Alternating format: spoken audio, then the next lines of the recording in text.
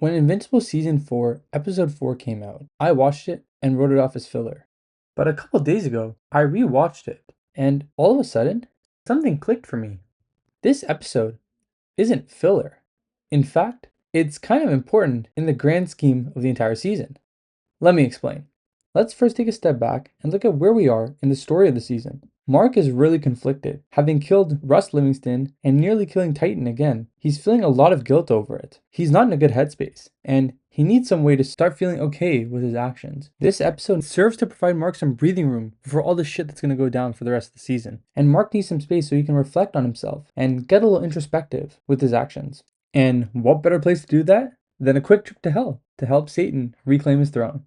No, but in all seriousness, it's really important for Mark to get back into a kind of stable and understanding of himself mindset before the Will Try More stuff starts. He needs to be self-accepting before he can go off to space and be in a better headspace than he is right now. If we look at the episode reframed under that context, all the plots start to make a lot more sense actually. And you can actually see Mark's progression from the beginning of the episode to the end. At the beginning of the episode, Mark is going to Art for therapy. He feels super guilty about everything that he's done.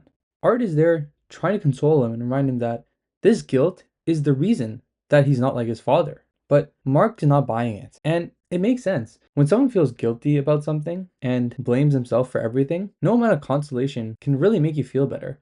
Especially if it's from your closest peers, family, friends. You always think in the back of your mind that they have some inherent bias towards you. They're always going to be there to say, hey Mark, it's all right.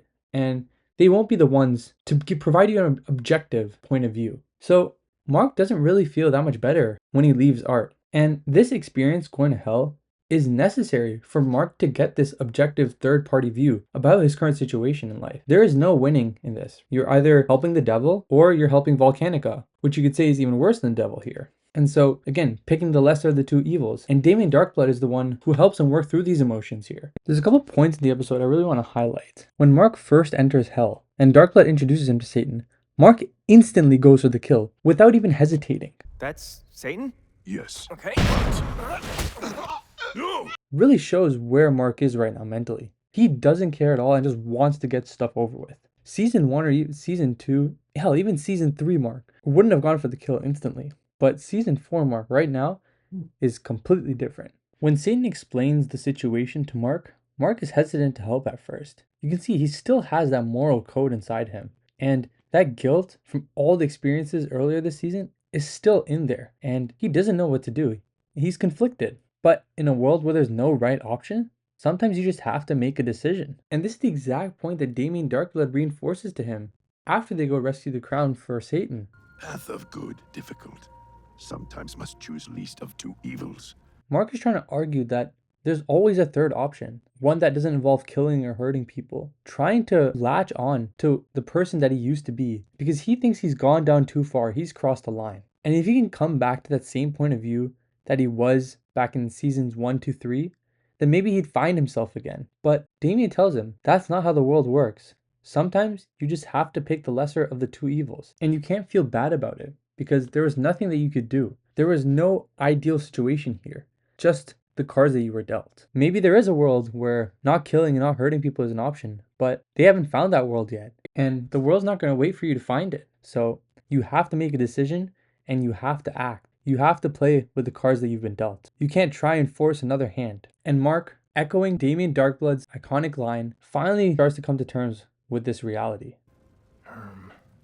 And then, during the final battle against Volcanica, seeing both Satan and Damien Darkblood down, with no other option, he doesn't try to negotiate with her. He just accepts the situation and knows what he has to do. And so he strikes down Volcanica, not with guilt or anger or regret, but with understanding and knowing the dangers if she's able to take over. It plays out the exact same way as episode 1, but Mark is more comfortable with the decision he has to make here, and he doesn't guilt trip himself over it.